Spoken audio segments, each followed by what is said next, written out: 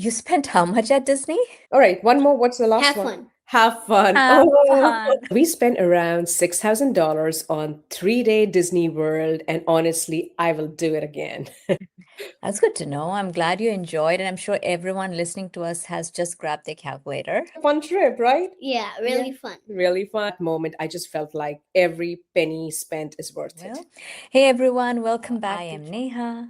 And I'm Nidhi. And today we're finally going to talk about the Disney World episode. For our audience's full disclosure, Anita, you already know this. I've been to Disney several times with my son when he was much younger, but that's at least 10 years, 15 years, 20 years back. So I don't actually remember much. And so my plan today is that I will be asking Nidhi all the questions. If you were talking with somebody who just returned from Disney, how much did it actually cost? Is staying in a Disney resort worth it? What are the fun things to do? Is the lightning lane multi-pass thing actually a thing? And how do you decide which parks to visit with a 7-year-old given the time constraints? So also, by the way, Nidhi is a great planner, and I'm, of course, the go with the flow person. So this is a great opportunity for those who would like to understand planning to open your spreadsheets and take notes as Nidhi talks. And we'll be really honest. So I'll talk about money, trade offs, and not just the magical part. It was magical, but it was also a lot of planning. All right. So with that, let me start with the basics. So, first of all, why Disney World and why now? So my son just turned 7, and I think this is a perfect age. He's tall enough for all the rights, and I think he'll actually just remember everything. Right now, we are deep in the Star Wars era, and for him, everything is real magic. He's in that stage where he believes in all of it. So I wanted to take him to Disney World before everything becomes a cringe. Yeah. So yeah, that was the whole motto. Why Disney World now? And I'm assuming who went on the trip? It was three of us, me, my husband, and Vikram. And we decided very early on that we didn't want to do Disney on cheap. And when I say that, what I mean is we knew that Disney trip is going to be an investment. So our mindset was that for next few years, our son will be in the sweet spot age wise, and this money will be worth spending. And we'll probably do this every year with a very, very clear understanding that Disney is a big line item, not just a casual weekend away. Yeah. And you're not totally new to Disney either, right? Yeah, we went to Disneyland, the LA one, the one that you have Yeah. been to. Before Vikram was born, I was like 5 or 6 months pregnant, and I had like no spreadsheet at that time, no planning. We just went with the flow. I was not able to ride most of the rides, but we just roamed around and had a totally different experience. So Disney World this time was a totally new experience. Disney World is a way bigger park than Disneyland, and this time required proper planning because I did want to make sure that our money spent is worth it. Yeah. Yeah, and I can vouch for the differences in experiences. So I had actually gone to the one in Florida, the one that you just went to before my son was born. So that's like 21 years back. And it was very like this was my first time seeing Disney, and it was a very, very unique experience, like as a young couple. And then the next time I went, my son was 6, and we went on his 6th birthday, similar to how you went on Vikram's 7th. But this time we went to the one in California, and then the other times also we went to the one in California, but then with a kid and kid at different ages. So it's very interesting to see how you then start looking at Disney's features and rides from a kid's eye versus your own. Yeah. And All I think right. when you went, you probably there was not even a concept of the multi-lane and the single lane that I'll talk about. So it'll be new for you. I don't think so. Yeah. All right. So let's get into the money part, Mhm. because that's what I'm sure everyone's very interested in, given it's not a non-expensive venture. So where did you stay and how much did that part cost? So we stayed at Disney's Port Orleans Riverside the resort, and that is a moderate resort. And what that means is it sits in the middle. So it's more themed, it's more upscale than the value resort, but not as expensive as the deluxe one. And it is themed like Louisiana. It's along the Sassagola River, beautiful building, beautiful. There's a pool there. There's a quiet pool. There's a pool for kids, and there's a boat to Disney Springs, if you want to go, it's very peaceful. There isn't like kind of giant characters that you'll see around like in Value Resort, but it is more catered towards beauty and architecture. And so for our dates, the room were around $600 per night. And that is average for a moderate resort. And again, these dates are pretty dynamic. If you go in a very peak time, it might be different. So I'm just telling you my perspective when I went in Feb 2026. And so we stayed for 4 days. So you can say roughly around, you know, 2,500, 3,000 before taxes. So certainly it was not cheap, and we knew what we were signing up for. And was it worth it? So yes, it was worth it. So if you stay in Disney Resort, you get a lot of benefits versus if you stay somewhere else. So for example, you get early entry to park. That is 30 minutes before the park opens. Every resort member is able to get in the park. And I mean, you might think, who cares? It's just 30 minutes. But if you've been to any of these Disney parks, they get full from the time 9 a.m. it opens. So just to get Mm. 30 minutes entry before the park is full, it's a big deal, especially if you have young kids. And you can go on the rides. There is no queue anywhere. You can roam around. It's a big deal. So for resort customers, you are able to get in early. And then we had the full Disney transportation. That means we didn't even rent a car. We took a Uber from airport to the resort, and then everything inside was in a Disney environment. That means there's a monorail, there's a train, there is a bus, there is a boat to any of the parks we wanted to go in. And then so basically you don't never leave Disney bubble. And then it's like a full-on Disney experience. In the evening in the resort, you have like campfires and marshmallow roasting sessions. There are movie nights every evening where you can just sit and watch some Disney movies. There is a mini golf session for kids, and then there is a whole arcade inside there. The food is wonderful. So I think they make it worth it. So these advantages, and there are a lot of app advantages too. Like if you want to book a multi-lane, and I'll explain what that is. It's like the whole concept is that you can skip the queue, but the resort customers are able to get in the app and book all of that 7 days before you go in the park versus everybody else who gets like 2 or 3 days entry. And these days, it's a big deal because they book up real fast. So people like me who are planner, I had a reminder on my calendar that my slot opens at this time, and I went and booked all the rides, pretty quickly, the one that I really wanted to go on. So it was worth it. What, yeah, and what perked my ears was that you said the food was very good. And Mhm. with a picky kid, I know Vikram's not particularly picky, but still he's a kid. What did you think about it? So the resort, I can only speak on the resort that I stayed in. So they had like a big food court where if you are not like sit down kind of a person, you can go and have like there is like 6 or 7 variety. You can go pick your cuisine, whatever you want, hot food catered towards kids too, and you can just pick whatever you want, pay and eat, just like in a food court. And then there are sit down options like catered towards like Southern, because we stayed in like Riverside Resort. It was more Louisiana based. So we have like Southern food. You can sit down and have like a really nice restaurant experience. So yeah, I mean, otherwise you can just, That's good. there's even like cold food experience. You can get milk. If you have like babies, there is like a milk section, cereals. So anything you need is all in the bubble. So That's amazing. All yeah. right. So clearly hotel is a big chunk Mhm. of the travel. What about the park tickets that you just alluded to? Yes. So Disney uses a dynamic pricing for tickets. I'm not sure. I don't think 20 years back when you went there, I'm pretty sure it was like one base price. I don't Don't even think it remember. was. Yeah, But yeah. now things have changed, like dynamic prices, which means the cost changes based on which park you're going and which day. It's like if you're Mm. going on the weekends, the prices is going to be higher versus over the weekdays.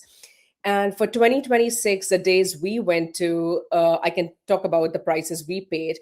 So for Magic Kingdom, that is the most popular park. That's the one with the castle. So it was $185 per day per person. Epcot was 175 per day per person. Hollywood Studio was 180. Animal Kingdom was 159. So, you get a rough idea that we roughly paid around 2K total for three of us for the tickets. Mm. And now to your big disclosure or the amazing experience that you had with the lightning lane, which is weirdly named, but let's hear what it is. Yeah, so it is paid skip the line system. So Lightning Lane multi-pass lets you reserve time for multiple rides in the park. So instead of waiting in the regular line, like standby line, you get to use a separate line, skip the big line, and the time you wait is much shorter. So like Mm. if there's a wait for, let's say, 40 minutes, you get in 5 minutes, and especially with a young kid it makes a lot of difference. And I already said that if you're a Disney resort member, you get to pick this 7 days advance versus if you're not, which is 3 days. And the reason this makes a big difference, because you can grab the best time slot for the most popular ride if you get in the queue earlier. So, for example, like for us, I knew, obviously, I'd done so much research. So I knew exactly which rides I wanted for sure to do. And obviously, those were the most popular rides. So the way I had planned is like, I booked all the most popular rides a little bit later in the day when I knew it'll be peak hour. And in the early hour, I did all the low hanging fruits. So when we'll be more tired and when the standby, the main lines of the other rides will be like 100 minutes or 120 minutes, I'll be able to get in like 5 minutes. And so it was Mm. like I put in so much strategy in it, but that makes sense because we were able to do most of the rides, That's so amazing. that Yeah. helped. So yeah, and to talk about the cost of these rides, again, they can easily be another 80 to 120 a day on top of the tickets. Again, totally optional. You don't Mm. have to do it if you don't mind standing in the line. You do you. But for us, I just wanted it to be, an experience that we remember. It was the first time we were going to Disney World, so strategically I booked all the most popular rides later in the day when the park was most crowded. So the early entry, which is like, because we went the resort, we got in 30 minutes early, and then using the lightning lane to avoid all the meltdowns and so on. It was all worth it. And there was no meltdown from what I understand, There Miss was, there was, Vikram. I mean, you clearly you heard him say there was no meltdown. So it worked out really, really well for us. The way during the peak hours, like 2, 3, 4, I had picked out those times for the busiest rides and the most fun one. So I could see people standing in like queues and waiting for like 100, 120 minutes, and we were able to get in pretty soon. So I just felt like my planning worked, even though that did Wow. cost me money, but it was worth it. 120 minutes is 2 hours. Just because we're saying 120 minutes, it sounds like, well, two And hours isn't ridiculous. people stand with young kids, so they have another kind of resilience. Unfortunately, I'm not that kind of person. So Amazing. Wow. Well, it's good. It's good that, your planning worked out and obviously you got to enjoy the whole experience, like you said. And what about photos? I know I've seen a lot of your photos, but what was your strategy with photos?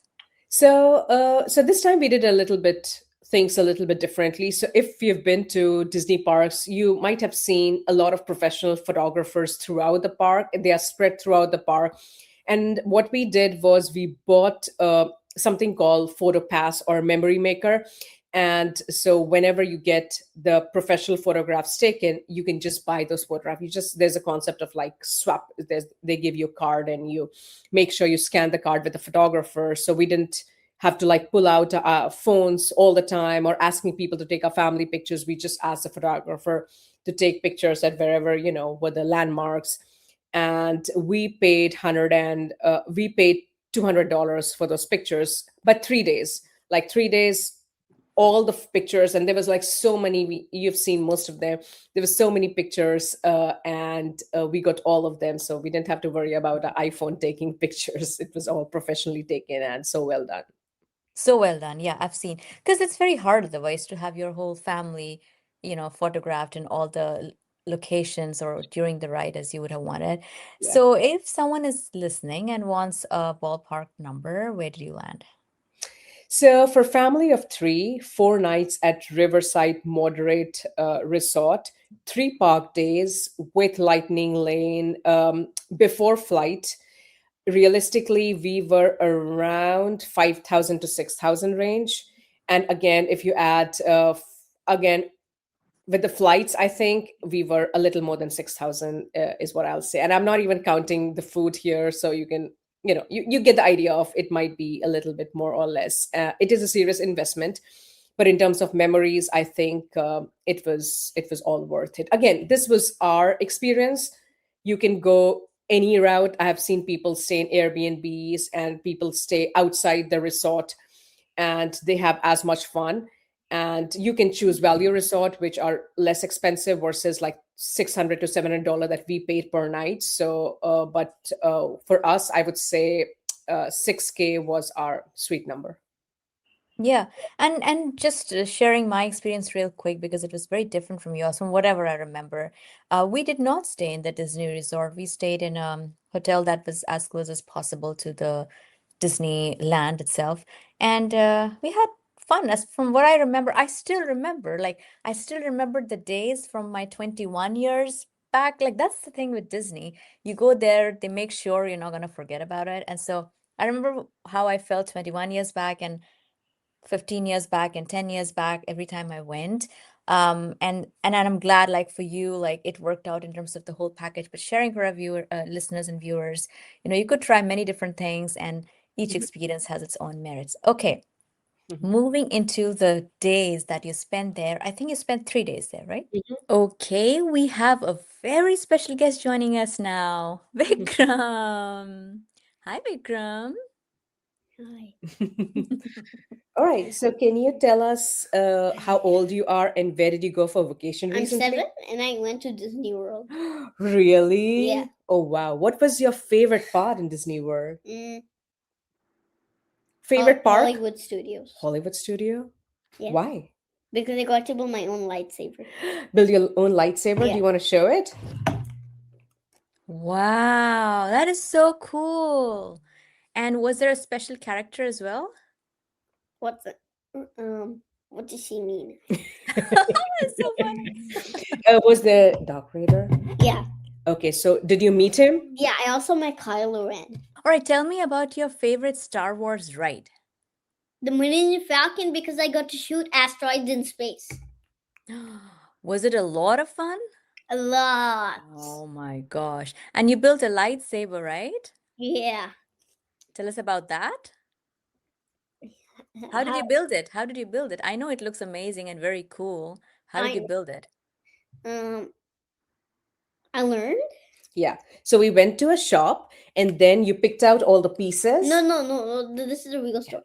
So Okay. we went to a shop. I was gonna pick out my own. I was gonna pick a lightsaber that I could buy, and I saw lots of parts and stuff. And Mama asked this person, "Can I make a lightsaber?" And he said yes. And I had to make it with one laser. So I picked all the parts. I did and I did all the work and stuff like that. Yes, he picked out all the part, he put it all together, and he built this lightsaber that we were able It's to bring very home. cool. Amazing, right? That's what his favorite part in Hollywood studio. And how about the Magic Kingdom, the one that had castles? Um, yeah, my favorite part about that, Mm-hmm. the Mickey Mouse 4D show. Oh, what was so good Mm. about the Mickey Mouse 4D show? What water splashed on my face. Oh, we saw a 4D movie, so he felt like there was Mickey running around him and water splashed on his face. That was so much That's fun, right? Yeah, so fun, amazing. And did you like those teacups? I remember there are teacups and yeah, I Dumbo love that rides. one. I love that one. You Hmm. had to spin the thing, and then would go. Your teapot would go around faster and faster and faster and faster. Yeah. So fun. Faster. Mhm. And there was isn't there a jungle cruise as well? Yeah, I did that. Yeah, talk about the It looked like the snake was real. yeah. Oh So we my had God. recently watched Jungle Cruise movie. So and then we went on the boat ride, and Vikram kept asking, "Is it real? Is it real?" And there was a snake that was a little scary, but they all pretend, They right? just robots. Yeah, just kind of robots. Yes. All right, last question for you. What was your favorite part in your entire trip, Disney trip? Um, doing having a piggyback ride, eating ice cream, eating Cheerios. Churro. I gave him a piggyback ride. That was fun. And you ate the churro dipped in chocolate sauce. Yeah. So that was really, really good. Yeah. And Oh, can I share the arcade? arcade, yes, sure. Why Okay. not? I my okay. I also, after I eat my favorite dinner, mac and cheese, I go and play arcade. Yeah. That was the I know Disney you love resort arcade. where we stayed. Yeah, Yes. I played this motorbike game, Hmm. and I Mm-hmm. also played this fighter plane game. Yes. That's amazing. So, The Mhm. say fighter, I want to go to Disney World. What would you advise me? What should I do in Disney World? you should wear comfy shoes. Mm-hmm.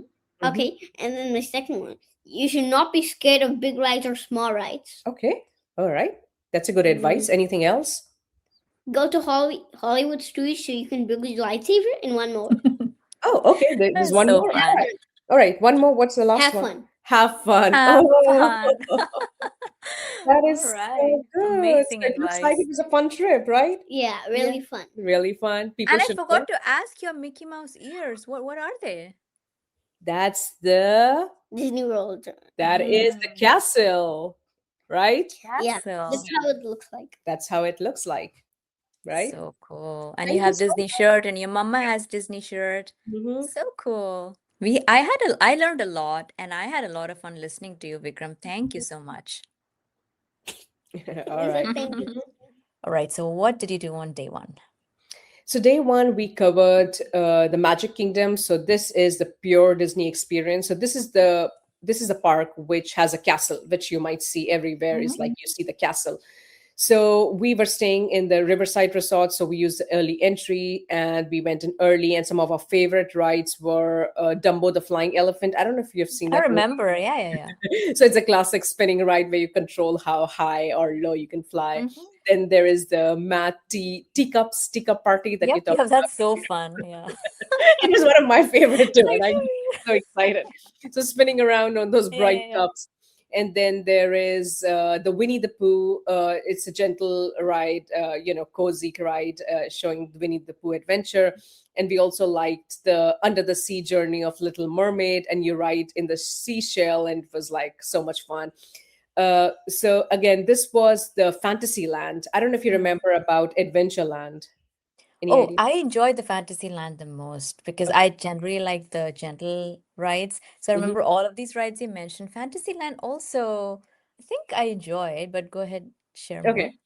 So this was again, it was very similar, all catered towards like a full family experience. So but a few of the rides here were a magic carpet of Aladdin, similar to Dumbo, but flying in a carpet. Yeah. And then Jungle Cruise was a really fun one. If any of you guys have watched the movie Jungle Cruise, it was based on the concept that you will be, riding a boat through different areas, and the guide is going to make over the top like jokes. It's intentionally corny, but it makes it so funny.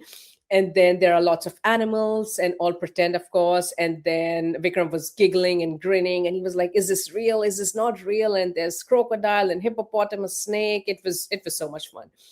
And my husband's favorite ride was Pirates of Caribbean, and this was the highlight for all of us, I think. And we were on a boat and float through these incredible detailed pirate scenes, and the ships are firing, and there's classic music. It's not a very fast ride, but the atmosphere itself is so rich. I mean, hats off to the people who made the set and made it so realistic, like pirate experience. And then Vikram got to play with all the sword in the Pirate of Caribbean ride, and it was fun. Yeah.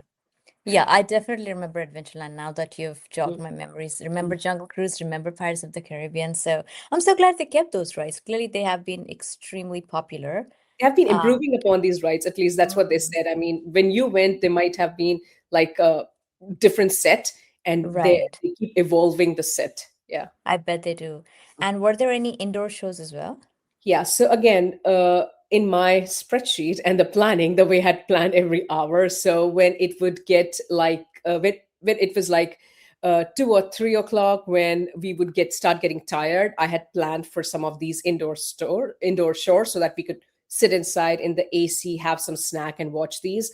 And our favorite was Mickey Magic, which was like a 4D show that Mm. Vikram also talked about. So you wear your glasses, and it was like, all the characters running in front of you. And that experience was like, he has never seen like a 4D show before. So that was so much fun. And then there were some live shows too, like Beauty and the Beast. So we recently saw Beauty and the Beast movie, Mm. and we saw them perform on the stage, and it was just so wonderful. Such talented group of people performing. It was so beautiful.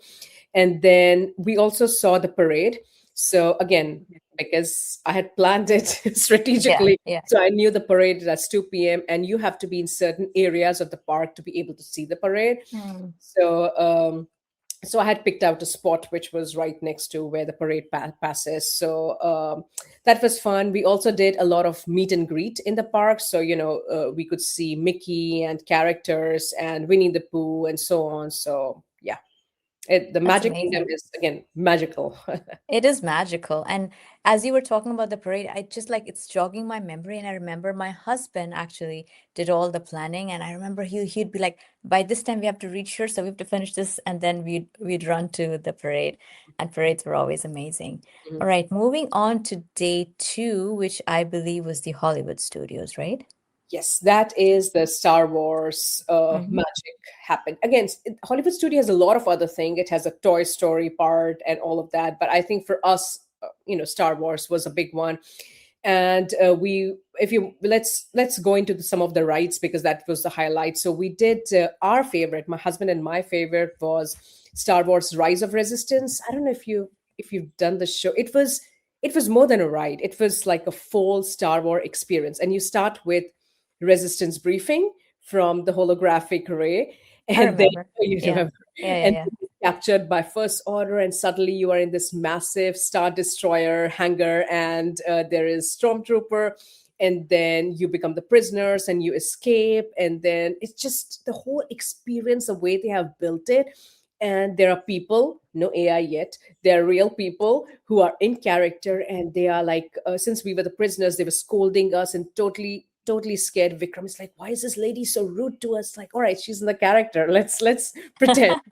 So that was fun. And then there was Millennium Falcon, which Vikram talked about. He was able to get in the cockpit, and there were two gunners, there were two engineers, two pilots, and you fly, and you try to save yourself, and it's like you're sitting in a video game, but it's all simulation. So these were the few things. There was one more, which was very kid friendly, which was Star Tours, and this is a classic motion simulator, Star Wars rides. And again, you feel like you are doing so much more, and you're going through the whole Star Wars galaxy. So these were like the most fun ride, and obviously we met a lot of characters which roamed around here and there, and Vikram got to meet all of them. So that was Hollywood Studio, and Vikram already talked about his experience of making lightsaber. So there Mm-hmm. are two workshops in Hollywood Studio. One is Savi Workshop. This is a premium ceremony style experience where you build your custom lightsaber, which is a humongous lightsaber that you build mostly for adults. And that is like, I don't know, $350. And Mm. Vikram wanted to do that. And we were like, okay, first of all, this is like a 1.5 hour ceremony where you build your own lightsaber. We explained to him there are adults going in there. We won't be able to check in this huge thing. We'll have to carry it. And then we came across a more kid friendly, which build your own Mm. lightsaber, only $45. So we were like, okay, this one sounds like it's in a budget. So that's when, he picked out Mm. different pieces and he built his own lightsaber. And the joy on his face was like so fun. Yeah. So excited. Yeah. And were there anything else or any other experiences you had in the Hollywood studios? Yeah, I mean, I think the live shows, that was the one that we talked about. Indiana Jones, that epic stunt. Do you Mhm. remember? Yeah, I This is a remember. pretty Yeah, yeah, standard show. yeah, yeah. That was I think my favorite one, in which there were so many women directors. Like the stunt person was women, there was women director, and they all came in and they talked about how safely in movies they perform stunts and how they have to practice so much, and how even though some of them are like stunt doubles, they do it Mm. for actors, actresses, how dangerous it is, but how much life they bring in any movie, and then they perform all the stunts, and it was so impressive. So that was fun, and I talked about Beauty and the Beast, the live show. That was Mm. fun. So yeah, Hollywood Studio. I would have to say that I enjoyed that the most. I know my son said Hollywood Studio, but I think that's one of my favorite too. Oh, very nice. And I think you met Olaf. So we have seen Frozen, I mean, we all Mm-hmm. have seen Frozen so many times. So there was an opportunity to meet Olaf. So this is the one I didn't buy any Lightning Lane or any of those tickets because I had reserved all of that for rights. And meet and greets also has a huge queue because all the Mm. kids want to meet Mickey and Olaf and Vikram. So I want to meet. We stood in the line for like 20 minutes, which is which is a big deal. Too much for you. Too much for you. It's like, oh my God, what is this Olaf doing? But it was worth it when we went inside, met, and Vikram just went in and gave him a hug. I was like, oh my God, Aw. that's the sweetest. And I was like, I'm not going to go in for a hug. I gave him a high five. I was like, that's good. Mm. But we took some So sweet. pictures, and yeah, so that was fun. So amazing. All right. Next is, was it day three or when did you go to the Epcot? Epcot. Yes, Yeah. Epcot the last day. So Yeah. Epcot did really surprise me. It was very educational in the best way. So we went in February, and that's when they were having International Festival of Arts. You would have loved it. And there were so many special art studios and art booths, and there were artists from different part of the world who were there with their art. There were food booths, there were creative little experiences. We did a combination of rides and exploration. So some of the rides that were our favorite at Epcot was a space themed ride that was very cool feeling, launching into space together. And then we also rode the Ratatouille. I don't know if you went. I don't remember honestly. Yeah. So that was in like the France pavilion where you shrink down to the size of Remy and you zip through the kitchen and the restaurant. It was so much fun. And one of our favorite was soaring around the world, in which you actually sit in seats where you feel like you are lifted up in front of a huge curved screen, and it feels like Mhm. you're actually like gliding over the famous parts of the world, such as like Wall of China, the Alps, the Taj Mahal, oceans. Mm. And it was such special effects that they had put in. They would splash water on our face, and the smell, and then the fog. Yeah, it was like I cannot explain word like how cool that was. I was like, I kept saying, wow, wow, wow. And the experience was like your feet is like hanging. So obviously you're not really doing Yeah, yeah, anything, yeah. all stimulation, but so realistic. Like hats off to the engineers and like the people at Disney who built it, because so much thought process went into the user experience, the operation side, and how to make us all remember. Like you can clearly look at my face and know how excited I was at that time to create this experience. Like hats off to everybody who works at Disney, building this for us. So Yeah, I remember that one. That was beautiful. And yeah, so around the I think I also I think it's only in Florida, the around the world yeah, one. so, So it must have Epcot is only in Florida. So I think that yeah. this one. So what is in LA again? So you have the Hollywood Studios, you have the Magic Kingdom, but Yeah, you have everything, but Epcot I feel like was this only in might be Florida. unique to Florida. Yeah. Yeah. Yeah. And so again, other educational portion that I talked about, so they have built the section, like the whole Epcot is huge, and they have built different different portions of like different buildings which represent different countries like Mexico, Norway, China, all of them. The architecture, the shops, the food, they have really tried to have like each sections based on the countries. So for Vikram, for kids especially, you could have like passport size activities where you would go to each country. There would be like in a reception a lady Mm. dressed or a man dressed in specific way representing that country. They would sign it and they would write the language, and he was on a mission to go to each and every country and get the card. So it was very educational. He was really interested. Each of those country even had like special movie screening that we saw, which spoke a little bit about their country. So that was a lot of fun. We ate so much food, so much snack, and Epcot was totally different experience, but it was a very cool balance. Like especially for Vikram, I thought he was able to have like thoughtful conversation. He got interested. All right, so Japan is this, China is this, Norway is this, and he saw the the Thor area, and they talked about like Northerners and all of that. So yeah, it was a lot of education through play for him. And what about character dining? Character dining.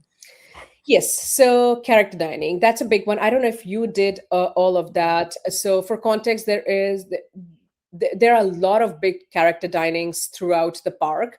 I asked Vikram very clearly, are you interested? I showed him the pictures before going because these are expensive. So you pay Mm. around 80 to $90 per person just to get in the character dining, and doesn't include the food and then the food. So, I just Mm. want to make sure that if you're really interested, we're going to do it. So in the Magic Kingdom, there is Cinderella Royal table where you sit in the castle and you eat, and the Cinderella Yeah. rolling around, and there are a lot of other princesses. Then there's the Crystal Palace where you have food with Winnie the Pooh and Tigger and Piglet and all of that. And in Hollywood Studio, you have another main character dining with Mickey, Minnie, Goofy. I showed him all of that and asked him, I'm happy to do one of them in this 3 days. But he said, I don't care. Take me to everything Star Wars related. Is there a dining with Star Trooper or any of those? I mean, at this time, Disney hasn't opened any character dining with these characters. So I was like, no, there is none. So he was like, I don't care about character dining anymore. And it's not like I didn't want him to have dine with the princesses, because I did push him. It's like, there is Snow White, because I wanted to dine with Snow White. But he was like, oh, I don't care, Mama. No, no, we're just going to eat, like, chicken nuggets anywhere. It doesn't matter.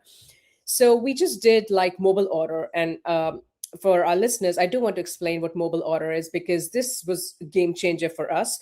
So in the Disney app, there is a way to do mobile order. The quick service spots all show up in the app, and you can pick a window, you can pick your food, you can pay in the app, and all you have to do is just pick up your food wherever like you're closest. And the app works very well. Like if you're in this spot and you want to find like the closest place because you don't want to walk anymore, it'll show you the closest place. You can place the order and do all of that, because if you actually stand in the queue for any food, it's like a 30-minute line. But you can skip all of that just if you know do a mobile order. So we utilize a mobile order so much. So we optimized for it. So we saved all that time. It was more time for the rides and the museums and less time just ordering food and sitting in the restaurant. So it worked out perfectly. Yeah. It's amazing, like the whole user experience design Mhm. of the Disney park, given the crowd day after day, every day, where you cannot let anything go at any minute of the day. It's open 20, not 24/7, but it's open 365 days a year. Yeah, that is. So Yeah. it's incredible to keep learning and improve these experience. And like I said, I was there 21 years back first, and you just came back, and they are as popular, if not far more. Yeah. They clearly do something very right. Well, what are your top tips for anybody who is planning to visit, especially as a planner? So, as a planner, so again, I'm going to give a disclaimer a little bit later, but if you're asking me my top tips, if you're planning to go, stay on the property if you can, because the early entry makes it worth it. Easy transportation makes it worth it, because just parking your car and getting inside, getting to security, it's like a 1 hour affair just to do that. But if you skip all of that and just, take the 10-minute bus ride or monorail, it saves you a lot of time.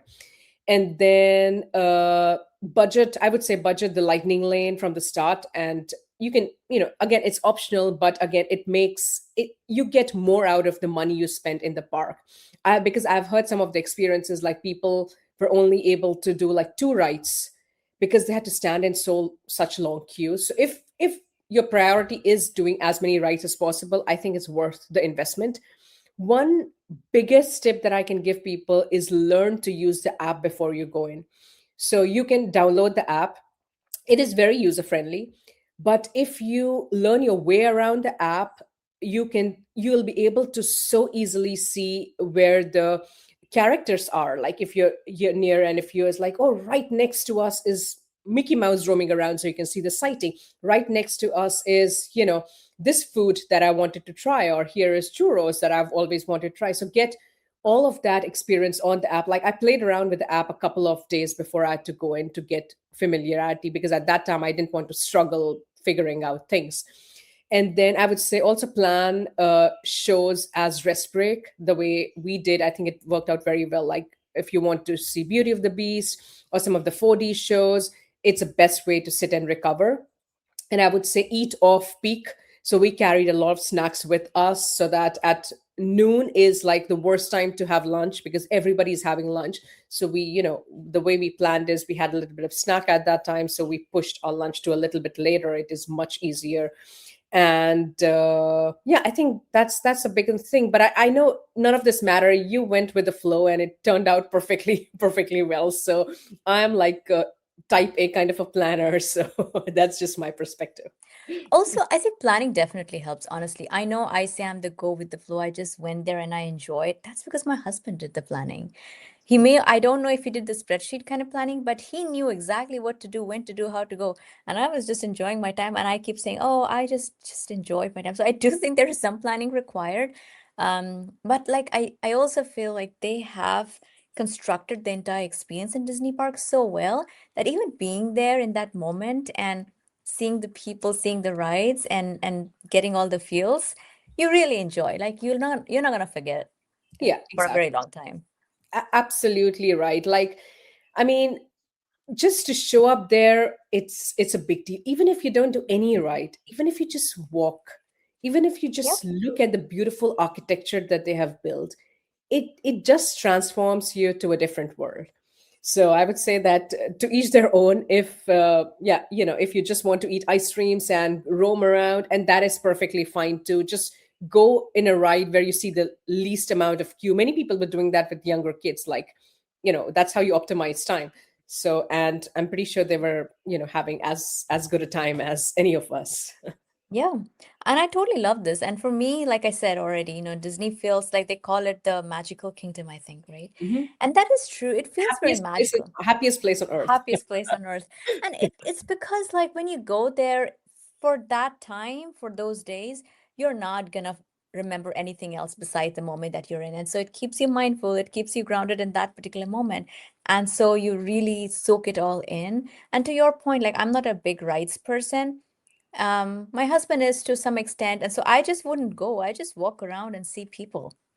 And that used to make me very, very happy. Yeah. Yeah, exactly. I mean, you just sharing this experience with my family was like so much fun. Like if you are looking to not spend this kind of money, you can certainly do Disney on a budget. You can. And you can plan it accordingly. You don't have to stay in the resort. You can stay somewhere else. You can just rent a car and do all of those Yep. things. And you don't have to buy any lightning lane. You can just, plan it in a way that you come in the morning and do all you know the popular rides early in the morning, and you can bring your own food inside. There's no limitations if you don't want to spend, because food is expensive inside the parks. So yeah, there are a lot of ways to do Disney your own way. It is going to be magical no matter what. Yep. And plus one again to the point of being able to do Disney on a budget if that's what you want to do. Because while we did do some planning, I do not remember buying any lightning tickets or do not remember staying in the resort or taking any of the other sort of optimized options that you shared. And I still remember everything about Disney, and I still feel happy every time I go back in that memory lane. So well, I hope if you're planning a Disney trip, this was an episode that helped you, and we'd love to hear from you. You could email us, DM us on Instagram at Chocolate and Spice Talk, and just send us your questions. We can also do a follow-up question and answer if folks are interested. Yeah, sure. Send us all your questions in DM, comments, email, and we'll be happy to answer as many as we can. All right. Thank you, Bye. everybody. Bye. Bye.